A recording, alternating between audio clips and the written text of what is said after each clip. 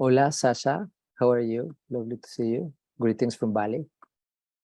Greetings from Germany, the lovely Adán. Thank you so much for opening this space to connect through this channel. And well, I'm super excited to speak with you and everything that might come from this conversation. Always speaking with you is receiving transmissions of insights, of things that really move our awareness as listeners.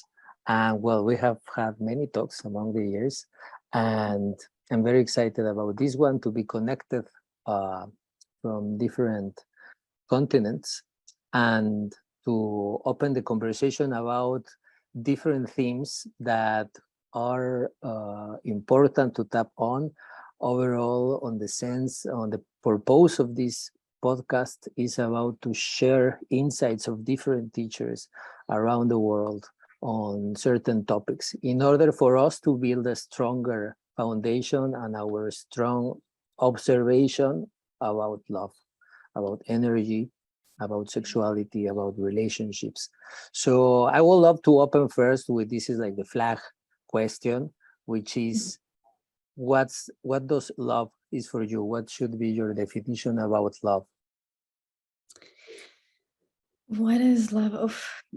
You'll probably find me answer that question on the internet in so many different ways. So this will be just another different way to answer it. But for me, love is our essence. It is who we are. It is our nature, and it is a state of being. And in a way, what I also want to add, because we usually in our society know love as a verb, an action, versus a state of being. So for many years, what I focused on is expressing information and understanding of love as a state of being. It is who we are. And now I also see how significant it is and important to also even understand love as the verb, love is the action. And truly love is all that is. That is my belief, my experience of it. Everything that exists is love. And it is for us to be on this journey, on this life, to not only have that as a theory, but to live it, to embody it, to come to the essence of the experience of love being all that is and being all that we are.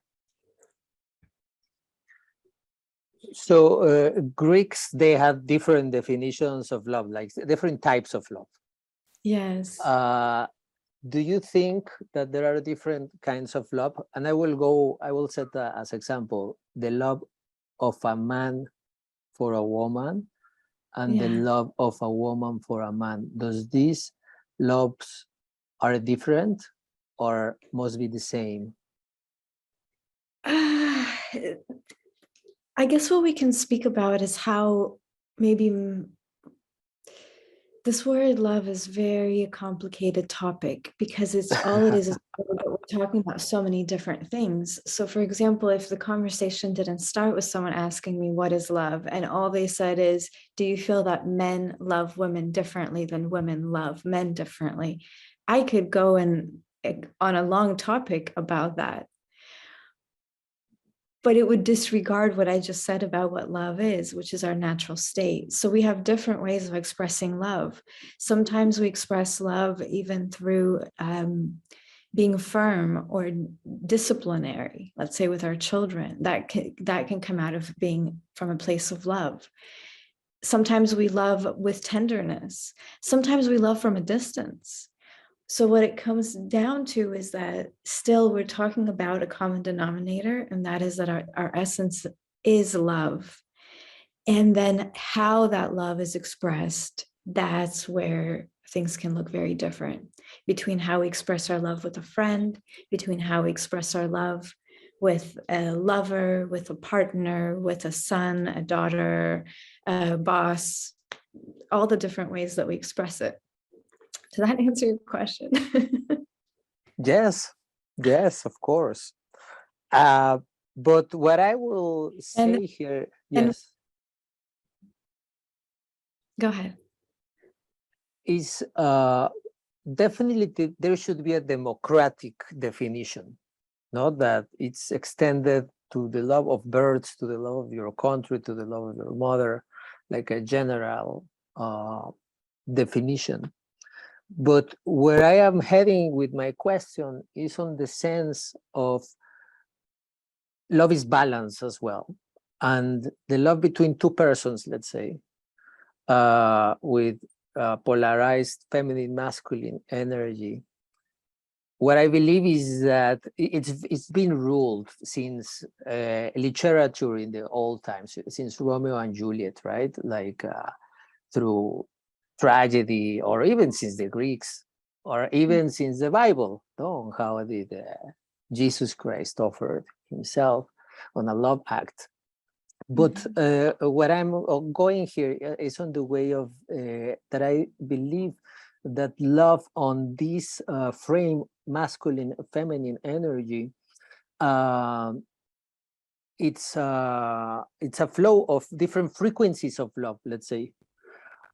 And what I would like to get on this is your input about maybe the masculine energy or the masculine frequency of love and the feminine frequency of love. How do you think that they balance, but really balance, not like in the soap opera terms or Coldplay songs term, you know?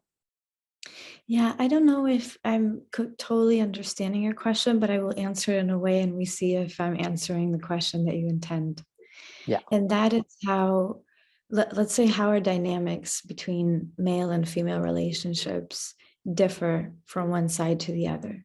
Meaning, how do men love a woman differently from how a woman loves a man? And that is an expression of masculine qualities and feminine qualities, which some of them overlap, but others are innate to us. So for example, a woman is a nurturer. She tends to have a much more nesting, nurturing, tender type of way of loving. So for a woman, for example, it's very common for her to express her love through cuddling, through preparing food for the man, for making a comfortable home for him, for doing things that bring nourishment to him. A man, or masculine qualities, by nature, they are protectors, they are leaders, they are disciplinaries. And this is not to say that I don't have masculine energy, because I do, which also means that I would be a protector and a disciplinary and a leader. But by nature, if I could just relax in my feminine and he really relaxes into himself and his manhood, then what really comes out of a man in loving a woman is a natural desire to protect, a natural desire to bring structure, balance, and order within a dynamic of relating.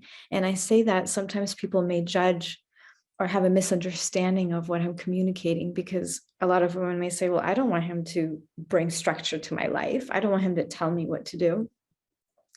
But the feminine is water. It's flow. It's a lot of emotions. And just like a river flows beautifully through the structure of the riverbank.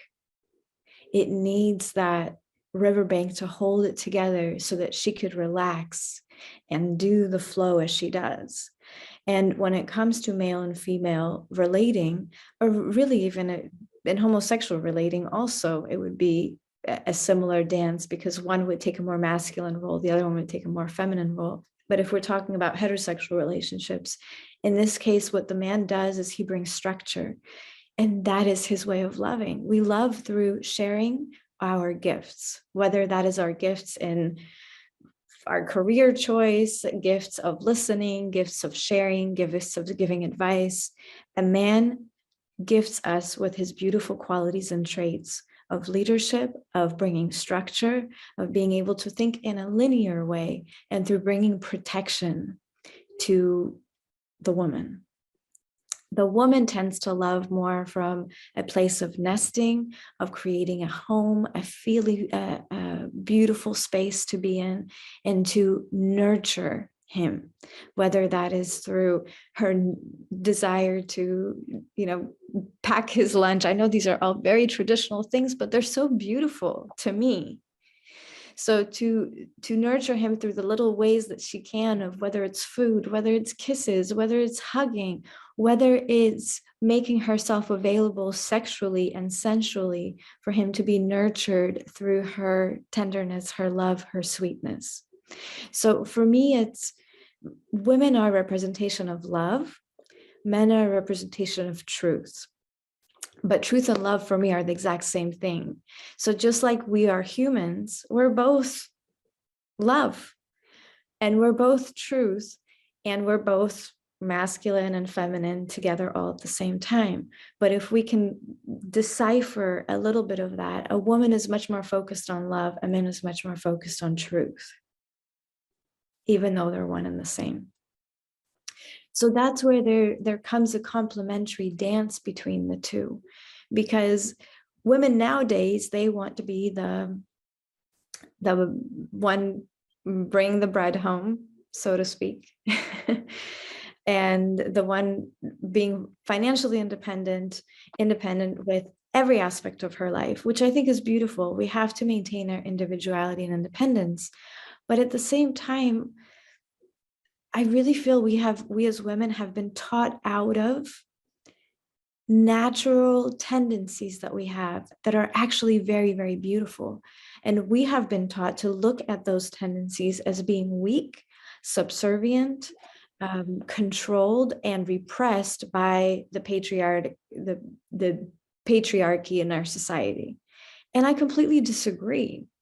I agree with the fact that women have been oppressed and repressed over the ages, but I also disagree with the fact that being a nurturer in the household is a weak position. To love and to bring sweetness and tenderness is a natural feminine quality that brings her peace and joy, and will likely bring her way more peace and joy than being a CEO of a huge corporation. And where do you see that as proof? Is in the body. Because a lot of women that operate in these very high intense positions tend to have a lot of health issues, oftentimes directed at their adrenals, their nervous system, thyroid, all that's connected, and their reproductive system. Basically, what creates their female body to be female.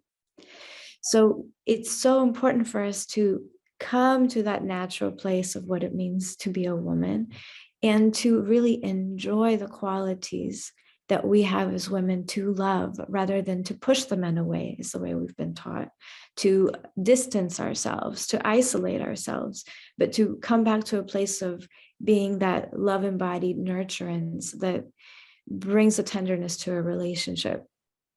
And men, for example, are swapped now too. So how does a man love a woman differently? Well, he becomes the not the caretaker from a place of nurturance, but the protector, the one that ought to be knowing what's going on in the world, the one that ought to be knowing where to direct the family to be protected, whether that's from protection from crazy beliefs that we're getting through the media and societal conditioning as a whole, whether that is from the medical world that is pushing and forcing things upon everybody and doing the proper research. He needs to be the protector on a lot of levels.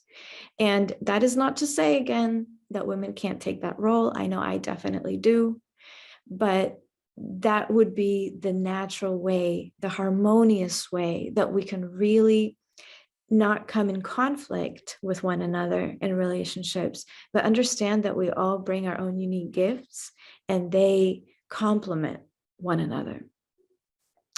And another thing that I want to add, I don't even know if this was part of your question, but it's something personal that I had encountered over the years of doing this work. And it's something that really touches my heart. And this is a space to share it.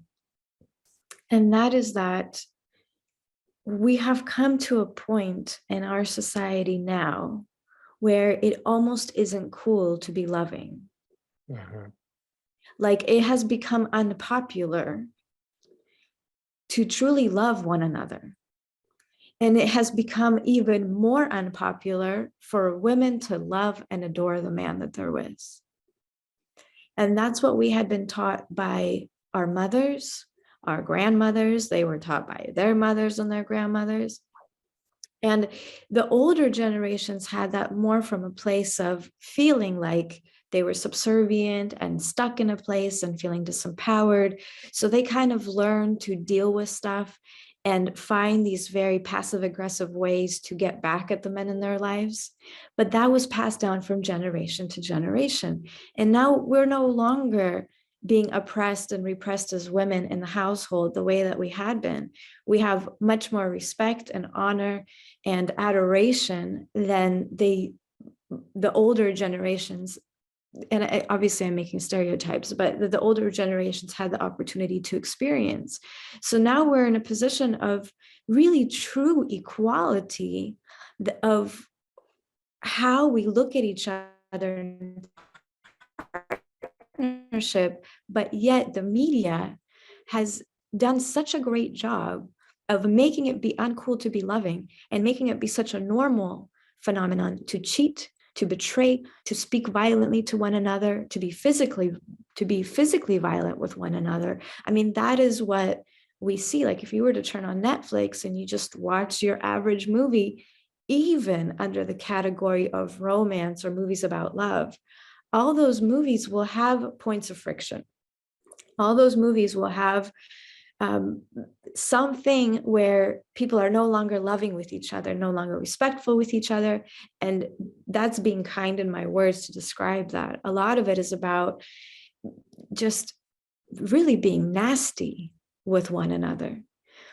And women have really got to unplug themselves from the amount of media nowadays that are coming out over and over again with movies that make them be a leading, excuse my language, bitch role. Mhm.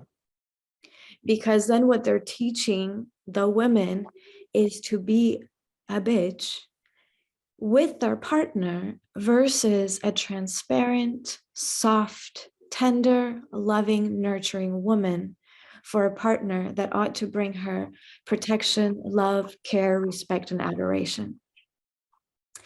And the part that I was sharing with you that's been very, that has a sweet spot in my heart is that, as you know, Adán, I worked many years just with men, 8 years only with men before I opened up the work to women. So I had very deep, intimate conversations with thousands of men. And something that I had come across was story after story after story and conversation about their feelings being completely different from the idea that women have about men. Societally, we think that men are the players, the cheaters, the ones that are difficult to get to commit and to love, and that women are the lovey-dovey ones. And in my experience, what I learned is that it's the complete opposite. When a man loves a woman, he's in. And I find that men overall are much more loyal with their love, contrary to popular belief, than women are nowadays, which, looking at our nature to some degree, I find that to be a little bit backwards, because women seemingly are so obsessed with love, the idea of being loved, the idea of loving. You would think that they would be the greatest role models for love. But what they have become are the greatest role models for emotionality rather than stability. And the amount of stories that I had heard from men that had been heartbroken by a woman is astonishing to me, and way more stories than I had ever heard from women. That's never been the topic or the biggest topic for me, having worked also with now thousands of women. But when I worked with men, it was over and over and over again. Men are so true in their love. They're true in saying, I'm not interested. And then when they love, they're so true in their love. They are committed. They are stable in that. They are such a gift to women. If women could just turn off all that programming that they have received about trying to push a man away, about keeping their distance, and about making sure that they are independent. It's super interesting what you are saying. I was having a talk with a priest here in Bali that he receives many tourists for healings and consultations.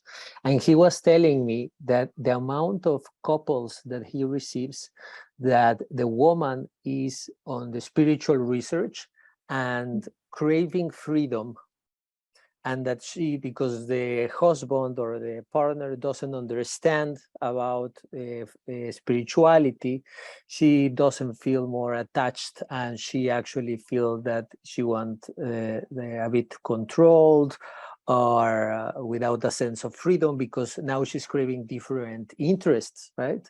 And that this woman, which is like a kind of eat, pray, and love model that comes here, that they are craving for freedom, yeah, but they are like cutting or generating certain rejection to their husbands. So this guy also speaks with the husbands that are bringing the wife to Bali or the partner, and the guys are like, no, I want the best for her, that's why we came here.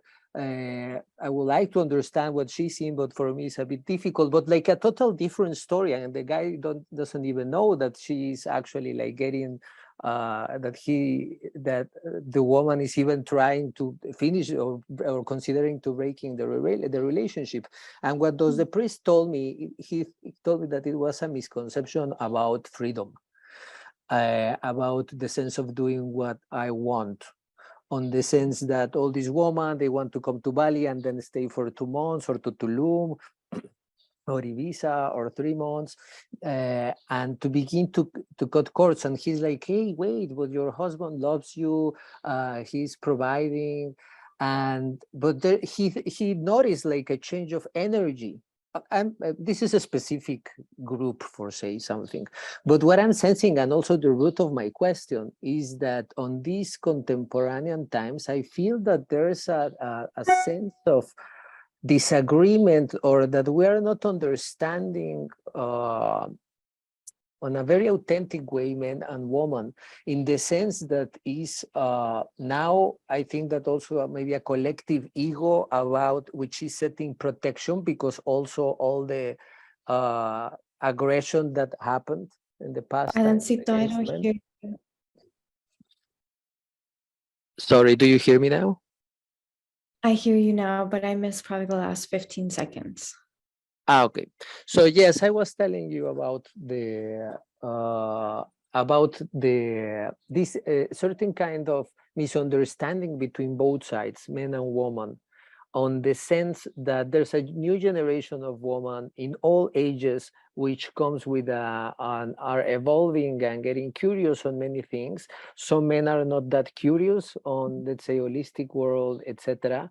But I feel an understanding, even and this understanding between even men that are curious or practicing holistic practices, of not understanding each other.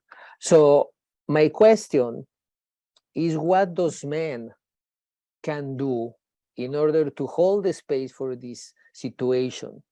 So maybe it's a bit of an ambitious question, but what can we do in order to understand, or maybe if we don't understand, to accept, and how we can show, and how we can work internally and externally in order to create the space for this new generation of thought, of feminine thought, on relationships, on how we are bonding. Yeah, so let's dissect that a little bit, because there's really 2 parts to what you're sharing. What I had shared with you before is really speaking about some conditioning and programming that women carry around what I would call being not allowing themselves to be vulnerable. That's something different. But what I feel that you're describing about these women going to Bali and they're interested in holistic medicine and spirituality, and it's like going there opens up their eyes to a world that their heart is yearning for. And then they naturally will lose interest toward their man, because at the end of the day, we are now in an era where the man being a provider and just being blah in her presence while taking care of things is really not enough, because a woman can be the provider. She can do things for herself.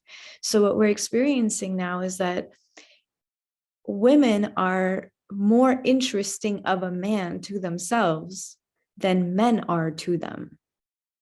So what do I mean by that? I want to be with a man that stimulates me. I want to learn things from him. I want him to open my eyes up to a world that I have never been exposed to. And if I am yearning to learn and explore a world that he has no interest in, and I'm the one that is opening up my eyes and stimulating myself, then it's obviously going to be very easy for me to leave a partner that might be providing, that might be even paying for everything that I have and giving me a certain lifestyle. But if he's not stimulating my heart, mind, and soul and body, then I'm still going to be yearning for that and looking for it. And when I land in Bali and I see that other people are interested in that, and there's a whole world out there, it's going to be much easier for me to disconnect. So in answer to your question, what can men do, let's say, is don't get lazy about life. Don't get comfortable with an easy, simple life and search for more out of life, because that's what women want. And what do I mean by that? Learn how to be a better lover. Learn how to love her physically in ways that she may have never experienced. Learn how to take better care of your health, therefore also guiding her to have better health for herself in ways that she may not be exposed to. Learn more about life. A woman is attracted to a man that is intelligent. At least myself. I find intelligence in a man to be extremely sexy. And I understand that we want a man to be healthy and to, not be run down and to take care of himself. But at the end of the day, for me, I look for intelligence in a man as a staple for keeping me interested, because that is what my spirit, what I need to not become stagnant, but to continue to grow and evolve. And I feel that women now are looking for that evolving. And a lot of men have gotten very complacent and have gotten to a place where they have used this societal programming and stereotypes to become what they think is a great man. And stereotypically, it has always been around material possessions, finances. So a lot of men will move toward this direction of figuring out, how do I have stability financially, which is great. It's a beautiful thing to be financially stable for men and women. But once they get to that point, they think, well, I already got it. I can provide for a woman. I can pay for her lifestyle. I can take care of things. And then what? What a boring life that would be. So I feel it's very important for a man to intellectually keep stimulating himself so that he becomes anew to a woman, rather than the boring version that she's already met, explored, and is now stagnant in his growth and progression while she's still yearning to grow. Make sense? Makes all the sense. And this links to sexuality. Mm-hmm. Here, the recommendation is about how to be more curious intellectually, and how on overall to go towards to grow intellectually, which is amazing, but also sexuality-wise for men. Unfortunately, the pornographic industry is the school, and also movies, reggaeton or music culture, which promotes a wrong direction on sexuality. So how does, where is a place where a man that is curious, how he can grow? First by himself, what's a way that by himself he can, okay, I need to learn something new. What's the best trigger what's the best way for him to learn, to begin to understand, first of all, that there's something else? Well, first of all, he has to know that there's something else, because a woman will usually complain about what there is. So if it seems that what is present is not working, then there has to be something else. And I think that the intelligence of a human being allows for us to know that there is something more to life than the unfruitful versions of life that we oftentimes settle in, and sexuality being that as well, not just for women, but for men as well. And again, coming back to sharing with you how I had had many conversations with many, many men, that was a common theme, and a common theme that they would never tell their friends. You know, it was something very personal and quiet, but coming to me, confiding in the fact that they're unfulfilled with their sex life, even though we tend to think that just because a man is ejaculating, he should be very happy and content. But they know that just that is not enough, because we as human beings are looking for deep love, deep bliss. We're looking for ecstasy. We're looking for spiritual experiences, whether we've even been exposed to the term spirituality or not. We're looking to explore and experience ourselves in other ways, and sexuality is definitely one of them.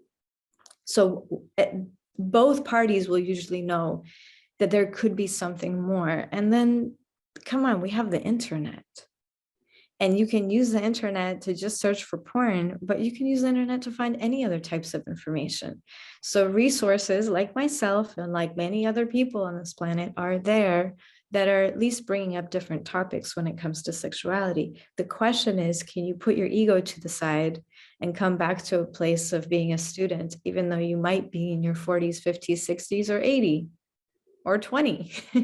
Can you put your whole, let's say, sex life to the side, all your experiences to the side, and open your eyes to something with curiosity, a childlike curiosity that allows for you to learn from the beginning? So the resources are there. But how did people do that before the internet came about? How did we do that if there were no teachers or people sharing on this topic? Your greatest teacher is your body. Your greatest teacher is your body. And if you're listening to your body, you will know that the body contracts and rejects what we would call porn style sex. We would know that the body contracts when there's friction on the genitals that is too fast, too hard, too rough. In fact, oftentimes, if men are very honest and paying attention to their body, they may notice that their penis becomes more numb through friction-oriented sex, and sometimes may even start to lose the firmness in the erection when there's too much friction and fast and hard movement. We think through the pornographic sex education, unfortunately, the unsex education, that if that is the case, maybe we have to move harder and faster and create more sensation, but it's actually the complete opposite. So your body is your greatest teacher if you allow yourself to listen to it. The problem is that most people don't want to listen to their body. Most people don't want to be in their body to even feel the messages that come from the body. But if we did that, if we didn't have porn, and if we didn't have the religious taboo, if we were just left to explore, then people would actually find beautiful lovemaking out of the nature and the intelligence of how the bodies move together and how they guide you to connect. And that was really my gift for my journey. There is no talk about sex in my household. There is, quote, no sex in the household, so to speak. But that for me was my gift in the sense that it left me to actually explore my sensuality and my sexuality without this output from external sources about how sex should be, how it shouldn't be, all of it. I never had any of that. So what it left me with, and for a lot of people in my generation and the older generations, is it left us with the opportunity to feel someone's body, touch them and go, oh, okay, wow, I'm feeling things. And oh my God, their body's feeling things. And now I move my hand a little bit. And then their body reacts this way and my body reacts this way. So we learned listening to the bodies, where nowadays people learn by seeing images on a computer screen and then mimicking them, having nothing to do with what the body's actually feeling and experiencing. Well, but something very interesting here is speaking about triggers and speaking about the body as the main teacher. You know, a big game changer for me was when I saw your first video without knowing you. I got very curious about it. I was like, what is Which this? video? Well, the first video that you uploaded in YouTube, I think, the one that has like 1 million views. Man's full body orgasm. So research research that. You know, for me, that really changed me. For me, speaking about triggers, I wasn't looking for it. It arrived to me. But it sparked my interest on a very peculiar way. I was like, what is that? What does that is possible? Why she's not touching him? What does he's feeling? I wasn't aware that I have that possibility. Right. I wasn't aware about the energy of sex. I was aware about the friction and the physically how and how does a traditional orgasm, maybe multi-orgasm coming many times and making the woman to come many times in a traditional way was. But about the essence of the energy, that was a big game changer in my life that actually evolved for me to understand life on a different way. Mm-hmm. And I think that is something very valuable what you share and using and all these channels that are spreading the word on what you share, because that's truly a game changer overall for us in order, because I remember perfect myself. I think this was like 7 years ago, maybe 8. But when I saw that video and how was like my mind like blew up, like, wow, what is this? How that's possible? And then I was lucky enough to meet you and to begin to understand the work, and as a man to begin to be more aware on what those energy is, sexual energy, but the true sexual energy. And that changed my life and the way on how I relate sexually with myself, with people, and with my whole reality now, because it has been involved, but in the sense to embody, to understand life on a better way. So what I would like to ask you here, because you offer these teachings on your retreats and different experiences, is if you can share a description of sexual energy for us men, women, to understand what is the possibilities beyond of the physical realms that most of us are used to. Right. I will definitely answer your question, but before that, I want to comment a little bit on what you shared and the impact that that video had just from you seeing the possibility. And it's interesting because that video, over these many years, a lot of the comments that were left on that video was saying, that's fake. I wonder how much she paid the actors. Bullshit, you know, that something so natural, which that is a man having a full body energetic orgasm, that natural process seems so unnatural to people because we as a society are so unnatural. You know, it's like, okay. And also in regards to how we find information, as you mentioned, this man, I'm not even touching his physical body. He's wearing boxers. So there's nothing sexual per se about this video, any different from watching somebody get a massage, even though that has physical contact with the body. And yet that video had an age restriction put on it, which is fine. That's okay.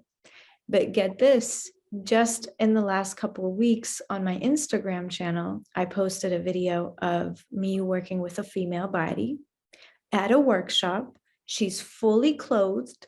There's a group of people. I'm educating about it. And it's just me sitting in front of her on that side. That video was taken off for sexual activity. I appealed it. They put it back on the channel. But then now I put up another video of me working on a male body. He's wearing a sarong. He's covered. I'm not touching his physical body. It's literally myself sitting to his side, waving my hand over his body. He's laying in front of me. And all I'm speaking about is the power of our sexual energy, which is a physical manifestation, which is our body. That's what we are. We're sexual energy. And I'm talking about how little we know about natural healing. They took down that video on Instagram. And I appealed it.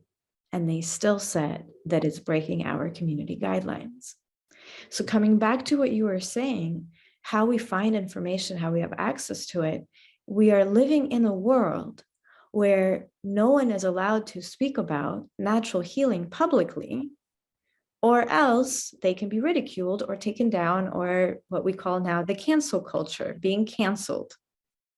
We can't talk about sexual energy because God forbid anybody knows the power of the creative force that we are physically manifested in our bodies, because all we are is sexual energy. So we can't talk about sexual energy. We can't talk about natural healing, and we cannot talk about the healing power of sex and energy because, again, we get canceled. And yet on these social media channels, which have become our main source of media, what we see all the time is butts, boobs, people basically doing porn in a G-string. And that is allowed. And that is the epitome of the world that we live in and how our minds are being controlled. Because while we have interest, while someone else may see those videos and be moved by you, we get, quote, canceled on social media channels where people pass around information virally. Mhm. So just as a little side note, because I was appalled and intrigued all at the same time from what happened in the last few days, it's just mind-boggling to me that something so innocent and pure can be taken down while the most disgusting acts are shown on the media, and that is the norm. And now going back to your question about what is sexual energy, it is who we are. So sex is what brings us to this planet. Sex is an act that two people came together, and out of that, an energy was created, and then here you are. So you're literally sex on two legs walking around. You are a physical manifestation of sex. And think about it also as a little side note.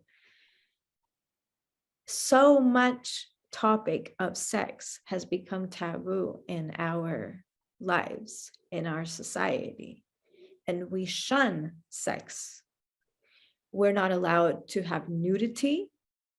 Like I think about when people are at the beach or anywhere, people are ashamed. That is a powerful emotion. shame. People are ashamed of their naked bodies. People are ashamed of their desire. People are ashamed of their having sex. And yet we are that. So when we carry shame around those things, it's literally having shame or resistance to our innate existence. That is a deprogramming to disempower people. So we are that creative, powerful, sexual energy force. And what can we do with that? Everything in life is sex. It's love, sex, truth. Those are like my 3 favorite words. Sex, love, and truth. That is creation to me.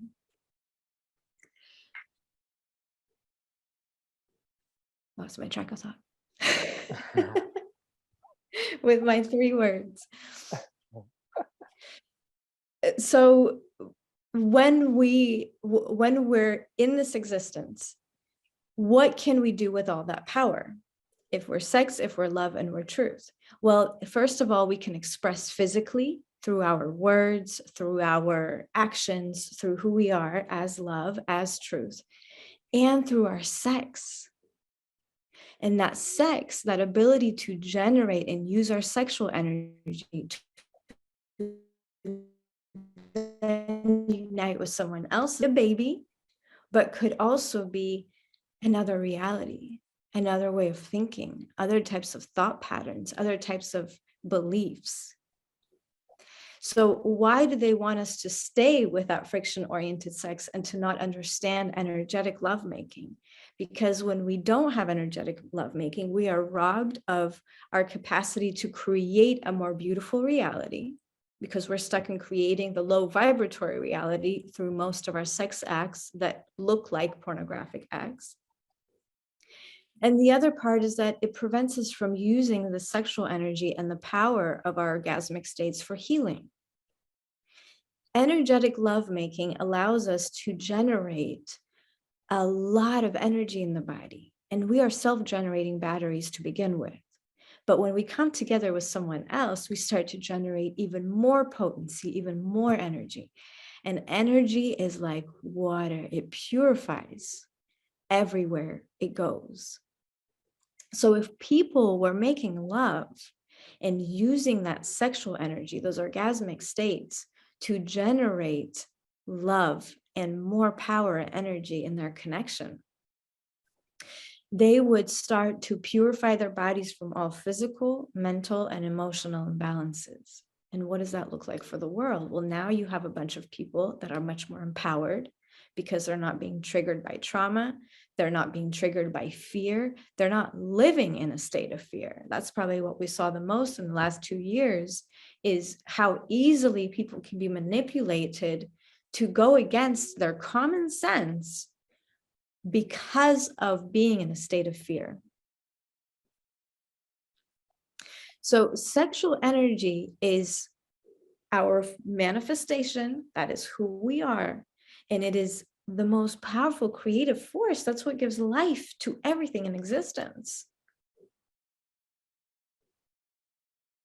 And your capacity for how you use that can go in so many directions. That is infinite possibility. And that's another side topic is sex magic. Yeah. A little bit talked about within the, let's say, Tantra sexual communities. But how is sex magic used? It's used because we use that potent creative energy to manifest things that we want to bring into existence. Rather than a baby, we want to manifest a new job. We want to manifest a beautiful community. How about we want to manifest a beautiful life on this planet for everybody collectively? What would it look like if all of us, while making love, go into a state of love, first and foremost, go into a state of high vibratory feelings and sensations of reverence and adoration and respect and love, at least for our partner first. You know, I'm not even talking about the collective, just focusing on being in a state of beauty while making physical love. And then with your partner, bringing the creative spark, this incredible magic that we have as consciousness, and bringing our awareness and bringing consciousness to feeling, experiencing, seeing the beautiful world that we want to live in. Think about how many people have sex every single day. Mm-hmm. Think about the millions, billions of people that are having sex. If all of them every single day focused on being on a state of love while generating energy, they would be antennas for beauty, for love, for high vibratory states that would literally have an impact on their communities. And dare I say, should somebody decide to do the scientific experiment, dare I say that it would lower the crime rate? I'm telling you. And they've done research on certain spiritual teachers that when they come to a certain place, the energy they emanate is so powerful that it literally can lower the crime rate. Well, what if all of us that are having sex all the time emanate that much beauty just at home? And then if you so much can do that, can you then collectively visualize a beautiful, peaceful, harmonious world for all of us to live in? That would be powerful, because collectively we're creating this reality. It is molding and shapeshift based on the output that we give through our consciousness. Yeah. The problem is that our consciousness has been robbed and kidnapped through what we take in. It's been kidnapped by the media. It's been kidnapped by the news. It's been kidnapped by all these sources that we allow to tell us what reality should look like. And that's our output. So we as divine human beings have the opportunity to consciously create beauty in the world. But if we're watching Netflix and we're seeing on Netflix the violence and the cheating and the betrayal and all the ways that humans live a very sad, hard, so-called ugly life, we are taught, oh, but that's life. You know, how many people I talk to about these topics and they say, oh, but that's life. And I say, I don't know what came first, the chicken or the egg. It's life because maybe we're being told that that's how life is. And then we mimic it and we create it. What if we didn't allow people to tell us what life is? What if we sat in the beauty of our silence, with our spirit, with our being, and we felt that life is not about greed and jealousy and violence and hate? If we sat with the beauty of our being, we would feel that our existence is about beauty, sweetness, love, compassion, kindness. And that's what we created collectively. Well, that's a campaign that should be promoted big time in order for social security. You know, the thing is that we began with another campaign, which is the original sin, which is about this shame, on the sexual connection since the Bible. But now, and also, I think that we go against the current with all the culture that promotes the opposite of this kind of sexual connection that you are speaking and sharing. But actually, I agree with you how this should be and what's the power in it. But the thing is that to sense that, we need to embody in order to learn it. I remember in another video that I watched after yours, it was an interview.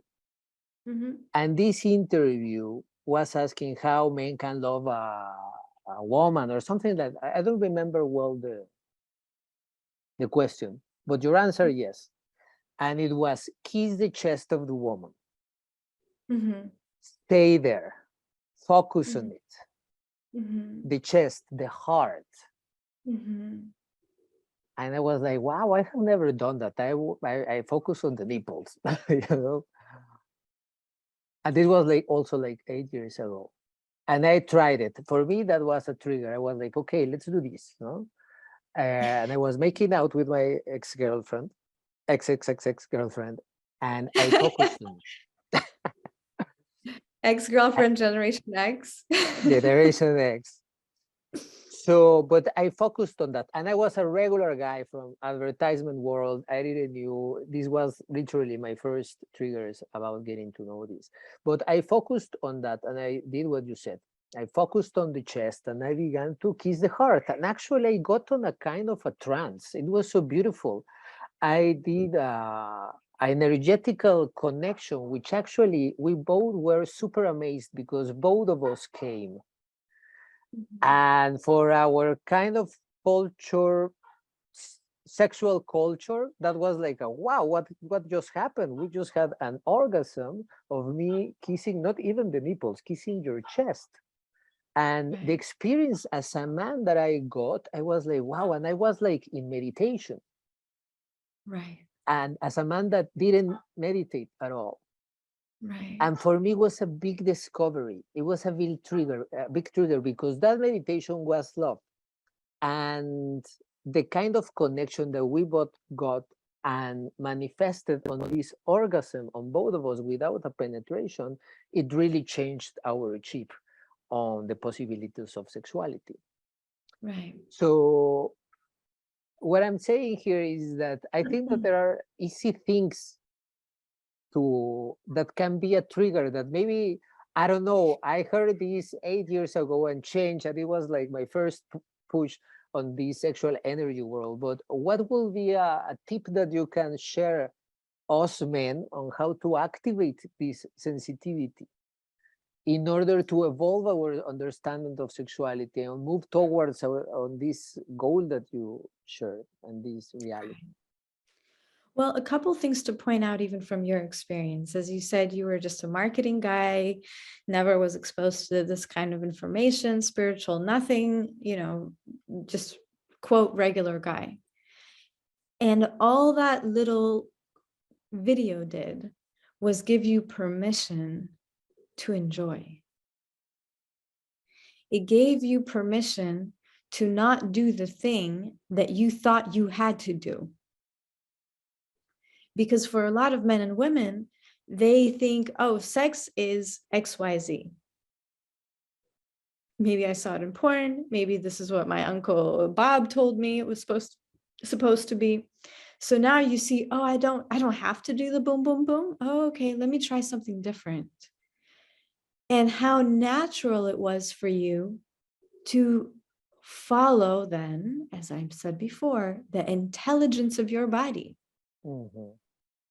That then led you into, as you said, a meditative state. That's what lovemaking ought to be. Lovemaking is my favorite meditation. And I say favorite, all things sensual are my favorite meditation. Because when we connect with our sensuality through the body, it naturally puts us into a no-mind state, that we're not trying to fight or be in conflict with or stop trying to make our minds be busy. We just start to feel and we enjoy. So it was so natural for you to do that and discover that. What if you just gave yourself permission then to do that next time on the side of her shoulder? Seems like a weird spot.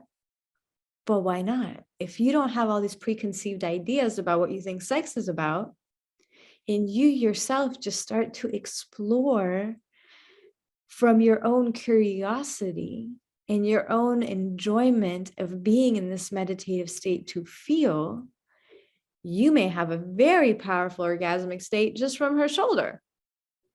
Mm-hmm. And she will for sure. Seems like a interesting part of the body. Why not? It works. It works. And I tell you, it works because it doesn't matter if it's the shoulder, the elbow, the knee, the whole body is orgasmic.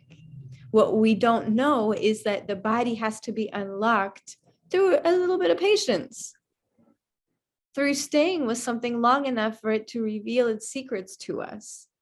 So you can go to any part of the body, and if you pour love into it, it will speak back to you, and it will reflect back the beauty that you pour into it. It will reflect it back to you. You know what's a great example as well that I discovered with you? The hugging meditation that we Yes. used to organize. You remember? For me, Yes. it was fantastic to discover that just by hugging somebody, the longer as we are used to, because you're Yes. activating on a vertical position the whole body, no? And just Yeah. by hugging a bit longer of what we used to, how you can activate this potential, which is amazing. Right. Everything. I mean, we are self-generating batteries. We are energy walking around. Seems to have a physical body, but we're energy.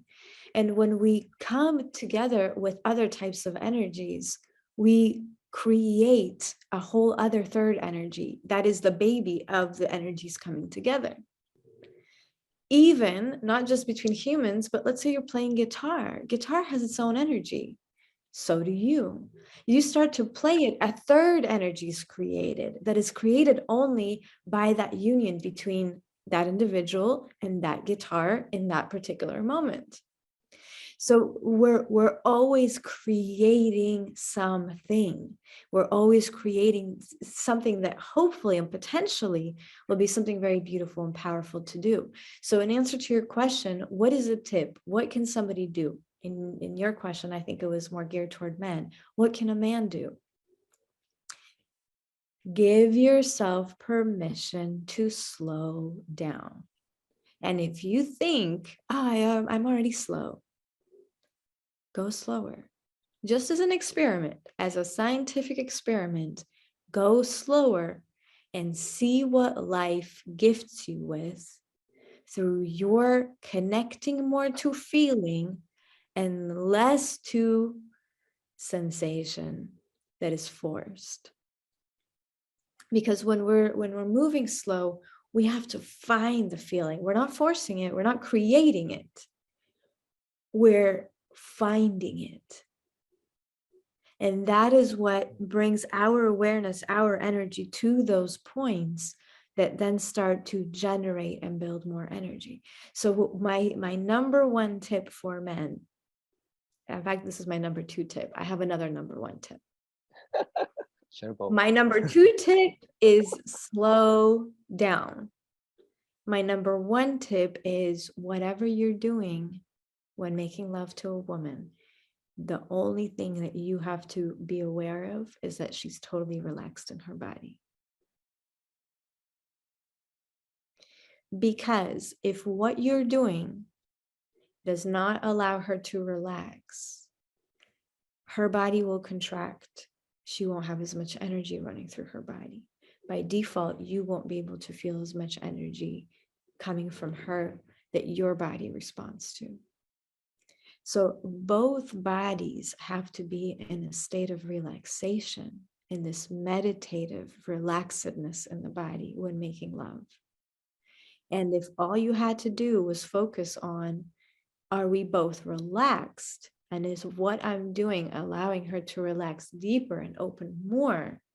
That would be the only thing that I need to bring her to heights of orgasmicness that she's probably never been to. Because it's in that relaxed state that a lot of energy will be generated and create those deep orgasmic states for both of us. You mentioned it on a podcast recently about when we make love, doesn't matter like if it's a one-night stand or with your partner, but Yes. to sync the frequency of to sync on the frequency of love Yes. through the penis in order to share it on the sexual intercourse. Yes. But how you sync to this frequency? What's the state of mind to get on this frequency? How you can get this synchronization, this tuning? think this comes back to the beginning of our conversation. What is love? Love is a state of being. And for example, if I just told everybody listening now to close their eyes, to be in their body, to feel their body, and then pick up that frequency of love in your body, to feel it. What does it feel like for you to love? Could you do that? Yes. Like, I mean, literally, can you close your eyes and just, to whatever degree that you can recall ever adoring, loving something, can you pull up that frequency of love?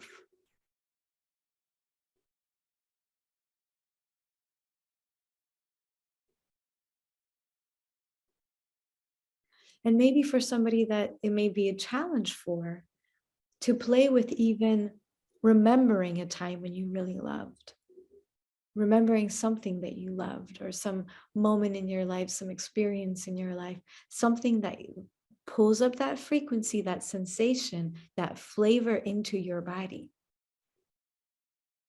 And once you can remember that flavor through a memory, then can you get rid of the memory and just stay with that flavor? Mm-hmm. And then if you can stay with that flavor, can you be making love to a woman and love her?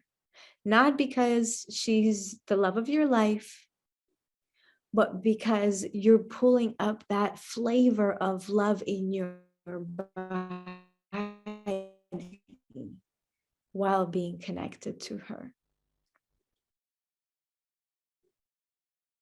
Well, this is another good tip to invite. And here's, it's going to sound funny, but I'm full of funny examples. Sometimes I have seen men, I always watch how people eat. I love to watch how people eat. Oh, wow. Sometimes a man in a restaurant and he orders like a dessert. Let's say it's like a cake with a ball of ice cream, scoop of ice cream. And when he's eating that ice cream and that cake, a woman that is sensitive watching him could think, I want to be that ice cream scoop right now. Because he eats it with such delicacy, adoration, enjoyment, pleasure, really enjoying what he's doing. You could say he loves that dessert. That's a man that loves his dessert. He's not going to marry the dessert. He's not trying to take the dessert home. He doesn't have any deep feelings about it. But in that moment, you go, oh my goodness, he loves and adores that dessert. Can you do that with a female body? Why is that such a challenge to do with a divine human, miraculous, magical human being, but yet it's possible to do with a cake?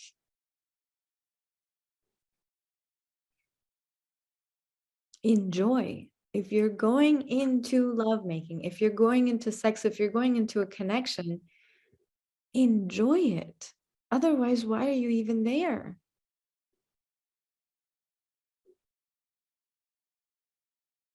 So, of course, love what you're doing. Do you have to be in love? I don't even know what that means. But love what you're doing so you really get to enjoy her. Enjoy her body. Her body is the most delicious dessert that you'll ever have. And it's sad because literally a lot of women will see a man be more beautiful with things in his life, with his car. You know, how many men will polish the car and rub on her and scrub on her, and every little detail is like, that's his baby. And then they just get on top of their woman and hump, bam, boom, done. And that's it. And she's like, I'm your woman and you treat me with less care and beauty than you do a car. Yeah. That's insane. Insane. At the same time, I understand the why behind it. I don't agree with it, but I understand the why. Human relationships are complex. Cars don't talk, right? Mm-hmm. Cars don't speak back. Cars don't But this is where we need to have better communication. We need to learn how to be in relationships. We need to learn how to relate. So then if there are issues, if there are problems, we're harmoniously resolving them as things come up so that we can maintain that love and adoration for our partners and love and adore our partners more than we adore the car, you know, our clothes. And I'm saying this from a woman's perspective. Women adore clothes. Not all of them. Definitely, I'm not one of them. You don't like. No, I'm not a clothes person. I'd rather be naked all the time. I don't understand clothes, except for the cold Well, climate here. that's the best outfit. Exactly, your birthday suit. Exactly. But how can you love and appreciate the things that you have, but really love humans? Your partner ought to be your number one love, and even, dare I say, more than your children. Now, I don't have children myself, so I know I may not be the most credible source for this because I don't have that connection with a child as yet. But what I do know is that I've always in my life thought that if I ever have a child, I never want to put that child before my partner, because my partner was and is and will be always number one. That's what relationships ought to be based on. And that child ought to be an extension of the love that my partner and I have, but not the primary focus. And I also see that in relationships a lot, where the kids become the number one priority. And of course you have to love them, of course you have to take care of them, but you cannot disregard the love that you have between the mom and the dad. If, you know, obviously if they're together, whoever the partner may be, you need to maintain that love space, even for your child to grow and blossom in, for you to model to your child that love and respect and honor between mom and dad is essential. And it's not even mom and dad, it's just humans. We have the younger generations that are being raised being completely disenchanted with love because we don't see it in the media, and then we don't also see it at home. There's rarely ever models for harmonious, loving, beautiful, sensual, and sexual relationships. Maybe you have mom and dad that are, you know, they're good, they're kind to each other, but they don't have the spark anymore. They don't adore each other. They don't have desire for each other. And I personally I cannot think at this moment of anyone that has been a model for me growing up and up to now, even, that I think, wow, that's a really beautiful relating that those two people have, or 3 or 4 or 10, whoever. Yeah. But do you think, considering the super high rate of divorces, I come from a generation that literally the 80% of my close friends of parents are divorced. So that institution has been failing a lot. And now people don't even getting married or even getting childs. Now is one of the lowest points of birthing in the world.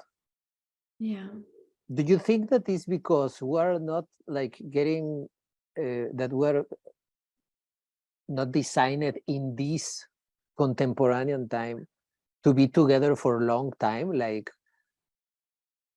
you know, if the grandparents generation, they were like for 60 years, 70 years, maybe in Mexico, like 15 childs, 10 childs, stuff like that. You don't see that anymore.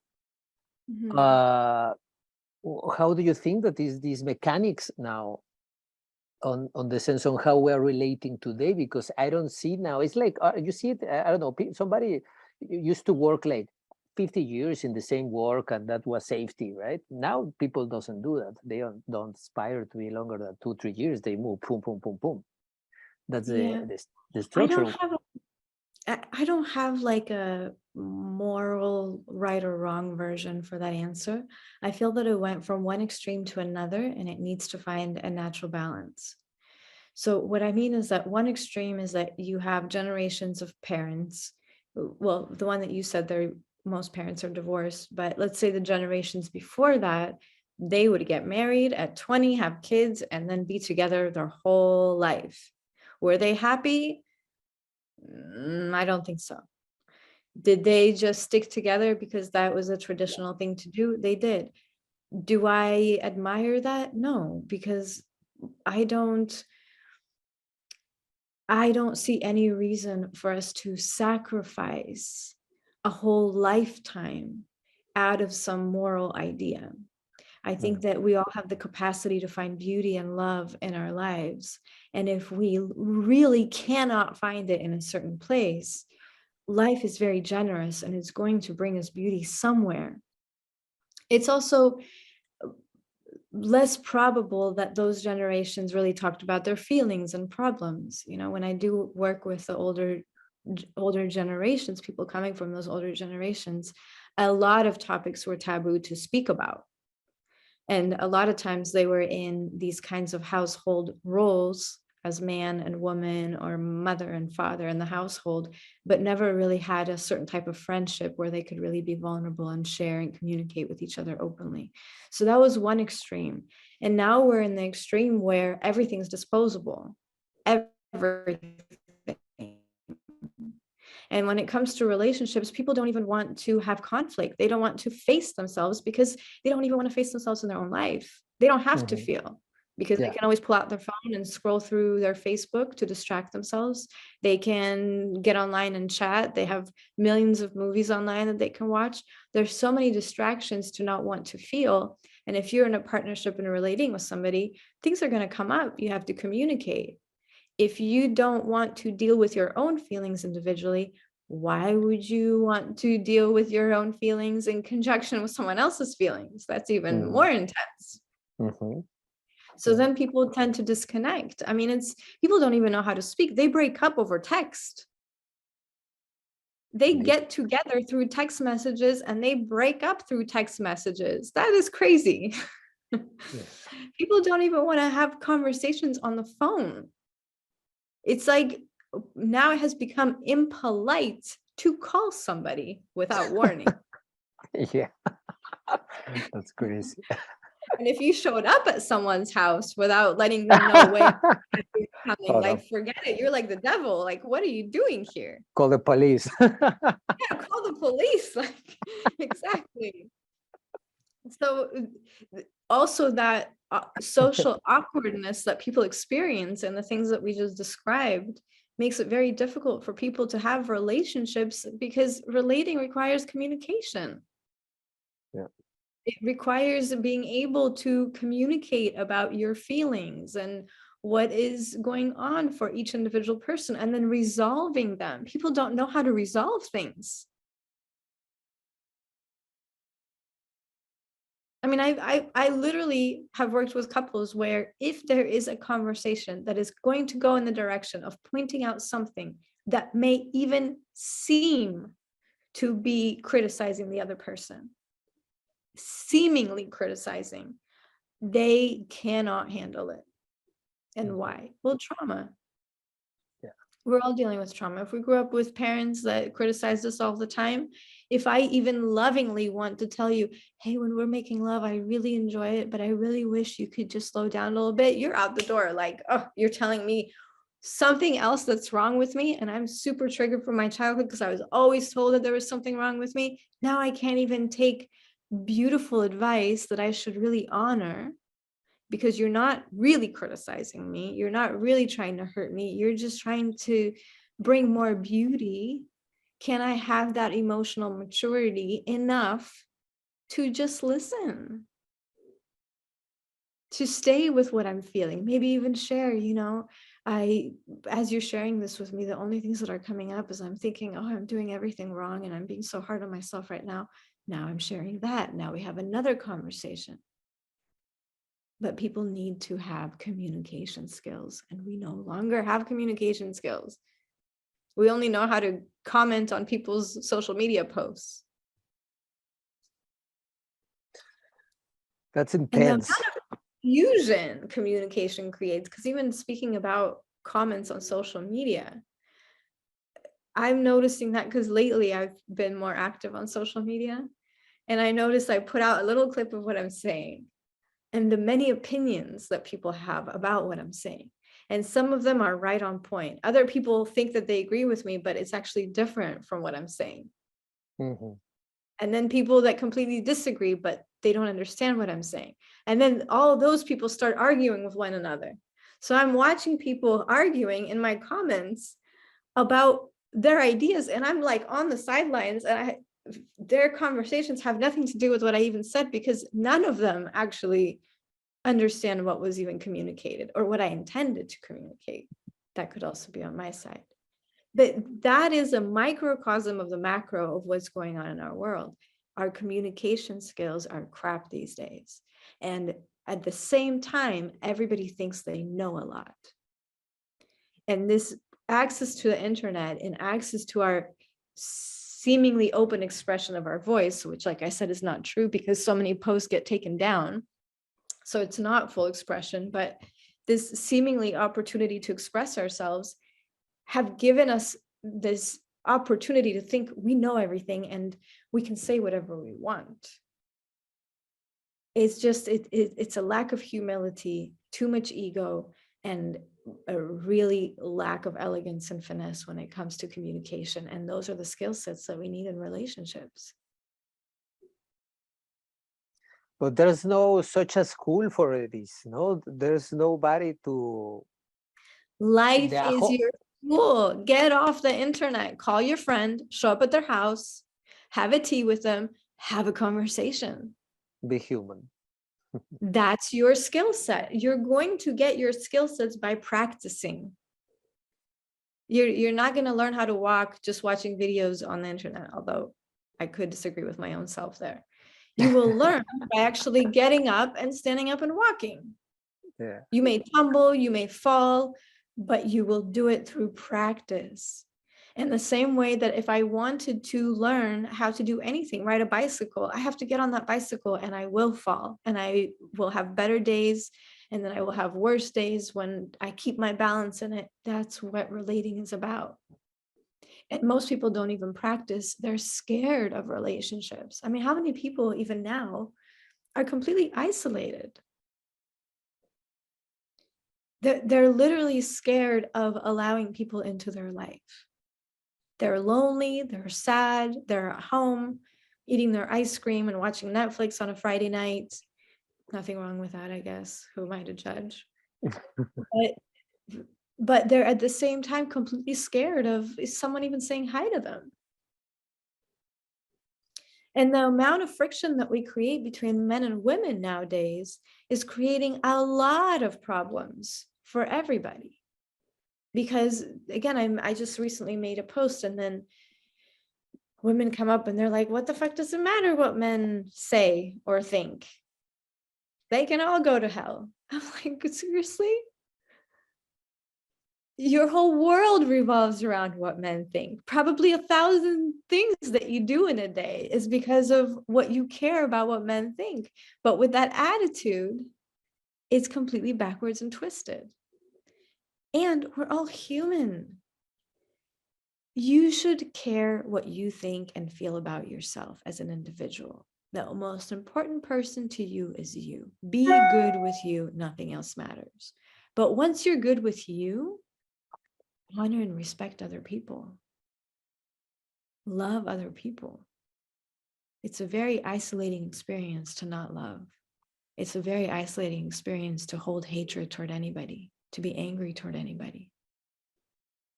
And the only person that suffers is the one with the hatred and the anger.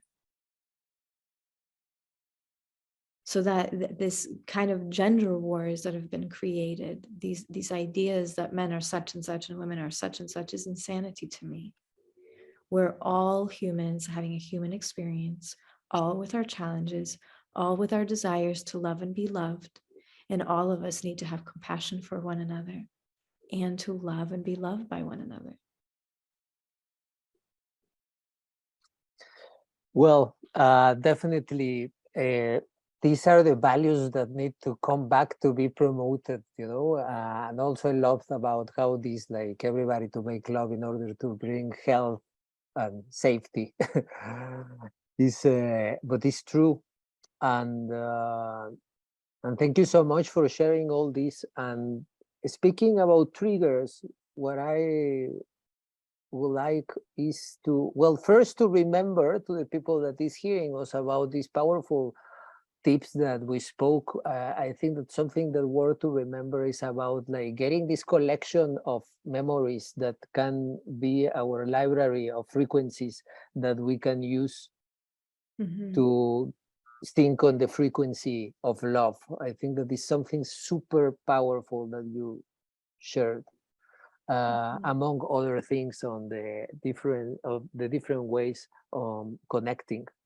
But getting back to the triggers, I would love to speak about on how we can approach, because for me, as I mentioned it, simply to approaching one or two of your videos at the beginning changed my perception, and I embodied it. And it has been a work that is endless because you only discover and discover. And it began, it was sparked by sexuality, and then it grew to my growing understanding or acceptance of the reality, energetic reality that we live. But I would love to speak about some of the offerings that you're sharing, so the people that get interested on this talk and would like to be more curious about on how to approach on what do you share, is the different offerings that you have now. So we have the upcoming horizon, the energy tune. If you can share us, what is this? So Energy Tune it's really an alternative for the private sessions that I do. So for those that are unaware, I do a certain type of energy work that uses our sexual energy to activate the body and to use the orgasmic states that come naturally with this activation for healing and for rebalancing the body in many ways. But Energy Tune for myself was for all of us to vibrate higher as one. So just like we talked about that when we're making love and we generate this energy and we become these antennas for high vibratory states, Energy Tune is that. Not only does it bring the body into a healing state of balance emotionally, physically, and mentally, but it also allows for all of us individually in the comfort of our own homes to be antennas for high vibratory states. So on a practical level, what it looks like is that I will do a little intro, just a little sharing, and the Energy Tune that we're organizing at Adán Love Academy and myself is for men only. I just feel there's really a lack of support for men and men's issues. So I want to talk about in that Energy Tune the importance of a man's desire and how that desire can be used to empower him versus to be an ally for him versus a liability, an asset versus a liability. And then it will follow with doing energy work where potentially all the men there have the opportunity to experience what you saw in that video, which is a man's full body orgasm, because there really is no space and time when it comes to energy, and all of that could happen simultaneously to everybody's homes, wherever they are, all together. And that's Energy Tune. And then what I'm also doing is 2 retreats, 9-day residential retreats in Tulum. There's one in September, there's one in October. Both of them are sold out for women. There's a waiting list for women now if ladies want to sign up for the waiting list. And we do have room for, I believe, 1 more couple to each of the retreats.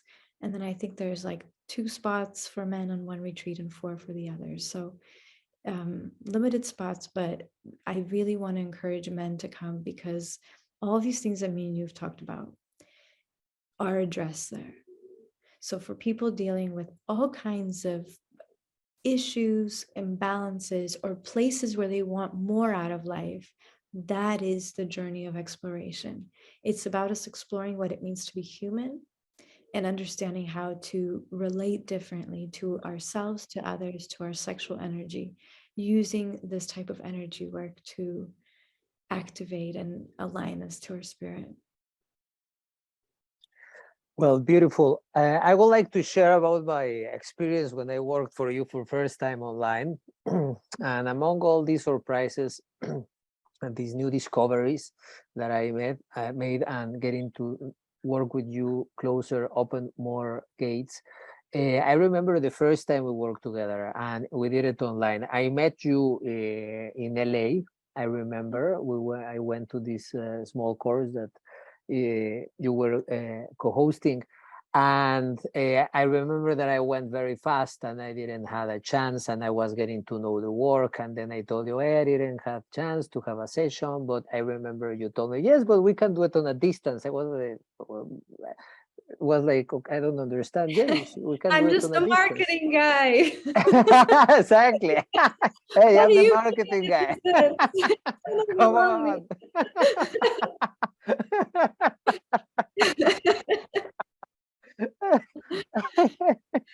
That's the hashtag. Eh? I'm just a marketing guy.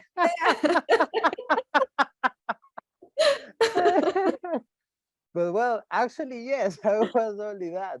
And when you told me that, I was like, but yes, you told me we can connect through Skype, and I didn't understood anything. I was like, okay, I will follow the directions. And you were in LA, I was in Mexico, and I was like, what will happen? I just don't understand this. And I lay down and I just follow your guidance on breathing without any breath work, specific structure or something.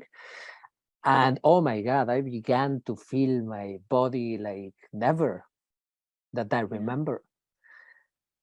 Immediately, I remember that it began in my feet and to feel tickles. And I was like, what is this? Yeah. And at certain point, I just surrendered, and it was an intense session. I cried, I had orgasm, everything. I was shaking. I was Yeah. like fighting against with the hand things, everything. And it was so powerful. And I remember when we finished, you were so loving and so like holding the space in such a beautiful place. And you just left me there and you were like, tomorrow we talk. And I was, like with my eyes open. I'm just a marketing guy face. But I was like, what happened? What is this? But in my mind, what was happening and my body, it was first like what I felt. I went like when I born for first time. That was my first vision. But I felt so many things. I felt that my body was like, which is a huge a big system where energy was flowing where it didn't used to flow, a super complex plumber system. Yeah. And it felt refreshing, but also I was like, wow, what happened? I felt like a bit excited in awe about life, but also like how she did it, which button she pushed, and that was the biggest thing because it was like how she did it. Yes. And but that, Sasha, it has been one of the most wonderful gifts I have had, which is an answer that is opening every day more questions for myself, but that really helped me to embodying it, to understand, not to understand, to accept life. So I strongly suggest this, and this new offering, which is Energy Tune, that we organized one, I think 2 years ago. Yeah. It's on to share this on a massive way on the comfort of your house, and it's not a Skype app that Sasha is using. It simply is the channel of how to channelize energy. And just to spark the energy that we already have. So I strongly suggest this experience, and also it's so special when it's with so many people connected. I remember we had people from Japan, people from Europe, people from Australia, from many different parts in the world. It was truly magical. So I really encourage you to take the first step and to be curious and to give this gift to yourself as men and experience this. And this is such a gift that I strongly suggest you guys to take it. And Sasha, all my gratitude for this space, for sharing your perspective, for giving this transmission of wisdom. I am sure that many people will resonate and spark more curiosity and getting inspired on set on action on the next days or seconds after hearing this. So thank you so much for creating the space.